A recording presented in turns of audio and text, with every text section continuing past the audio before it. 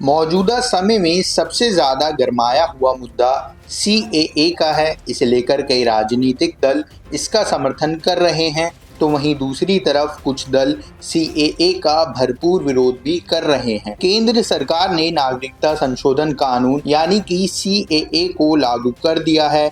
इसके लिए सरकार ने सोमवार 11 मार्च को अधिसूचना भी जारी कर दी है। इस कानून के तहत 31 दिसंबर 2014 से पहले पाकिस्तान, बांग्लादेश और अफगानिस्तान से भारत आए हिंदू, सिख, बौद्ध, जैन, पारसी और ईसाई समुदाय के लोगों को भारत की नागरिकता दी जाएगी। यह कानून ऐसे समय पर लागू किया गया है जब भारत में इस साल होने वाले लोकसभा चुनाव के तारीखों की घोषणा किसी भी दिन हो सकती है। इसलिए इस कदम के बाद विरोधी दल केंद्र सरकार पर हमलावर हैं। दरअसल संसद के दोनों सदनों से पास होने के बाद 12 दिसंबर 2019 को ही नागरिकता संशोधन विधेयक पर राष्ट्रपति की मोहर लग गई थी और यह कानून बन गया था। लेकिन उसके बाद भी यह कानून लागू नहीं किया गया था, क्योंकि इसके लागू करने के लिए नियमों को अधिसूचित करना बाकी था। सीएए का पश्चिम बंगाल की मुख्यमंत्री ममता बनर्जी ने कड़ा विरोध किया है। कुछ राजनीतिक पार्टियों का ऐसा मानना है कि सीएए की वजह से वोटों का ध्रुवीकरण होगा और बीजेपी को उम्मीद है कि उसे खासकर पश्चिम बंगाल में हिंदू बंगाली और हिंदू बांग्लादेशी प्रवासियों का वोट मिलेगा। यहाँ बीजेपी 2019 से भी ज्यादा लोकसभा सीटें जीतना चाहती है। साल 2019 के लोकसभा चुनावों में बीजेपी को पश्चिम बंगाल की 42 में से 18 सीटों पर जीत मिली थी। पश्चिम बंगाल में बीजेपी की इस जीत में 3 से 4 सीटों पर मतुआ समुदाय का बड़ा योगदान माना जाता है। मतुआ मूल रूप से बांग्लादेश से आए दलित हिंदू हैं। राज्य में बड़ी संख्या में मतुआ समुदाय में वोटर हैं। मतुआ साल 1947 में भारत विभाजन और साल 1971 में बांग्लादेश की आजादी के समय बड़ी संख्या में भारत के अलग अलग इलाकों में आकर बसे थे। बीजेपी सांसद और केंद्रीय मंत्री शांतनु ठाकुर मतुआ समुदाय के ही नेता हैं। साल 2019 के लोकसभा चुनाव में पश्चिम बंगाल में बीजेपी को 40% से ज्यादा वोट मिले थे।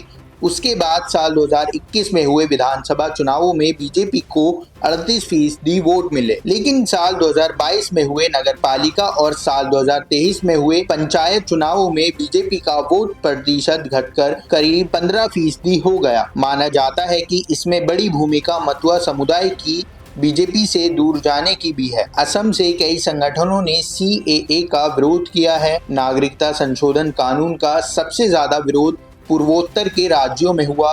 असम, मेघालय, मणिपुर, मिजोरम, त्रिपुरा, नागालैंड और अरुणाचल प्रदेश में हुआ है, क्योंकि यह राज्य बांग्लादेश की सीमा के बेहद करीब हैं। माना जाता है कि इसी विरोध की वजह से सीएए को लागू करने में केंद्र सरकार ने इतना लंबा वक्त लगाया। इन राज्यों में इसका विरोध इस बात को लेकर हो रहा है कि यहाँ कथित तौर पर पड़ोसी देश बांग्लादेश से मुसलमान और हिंदू दोनों ही बड़ी संख्या में अवैध तरीके से आकर बस रहे हैं। नागरिकता मिल जाने के बाद राज्यों के संसाधनों पर इनका भी अधिकार हो जाएगा। दरअसल सीएए और एनआरसी राष्ट्रीय नागरिक रजिस्टर को लेकर आरोप लगाया जा रहा है कि इस कानून की मदद से बीजेपी अपने वोट बैंक को साधने की कोशिश कर रहा है। जम्मू कश्मीर के पूर्व मुख्यमंत्री उमर अब्दुल्ला ने पत्रकारों से बातचीत में आरोप लगाया है कि 2024 में चुनाव की घोषणा से ठीक पहले सीएए को लागू करना बताता है कि शायद बीजेपी चुनाव से पहले धर्म का इस्तेमाल करना चाहती है। उन्होंने कहा, यह बीजेपी की पुरानी सियासत है। अब सीएए से जुड़ी अहम जानकारियों पर नजर डालते हैं। आखिर सीएए कानून क्या है? बता दें कि नागरिकता संशोधन कानून सीएए का उद्देश्य धार्मिक उत्पीड़न के कारण भारत में शरण लेने वालों की रक्षा करना है। सीएए में अफगानिस्तान, बांग्लादेश और पाकिस्तान से आए गैर मुस्लिम शरणार्थियों के लिए नागरिकता नियम को आसान बनाया गया है।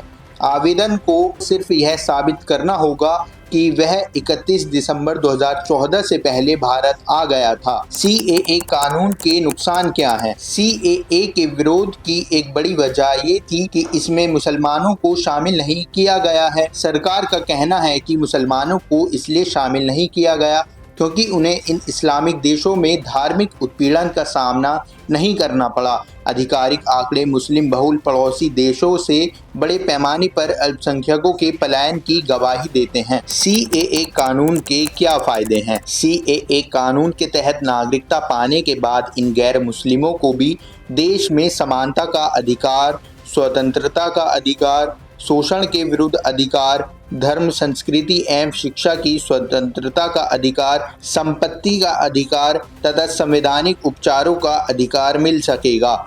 आप CAA पर अपना क्या विचार रखते हैं, हमें कमेंट बॉक्स में बता सकते हैं।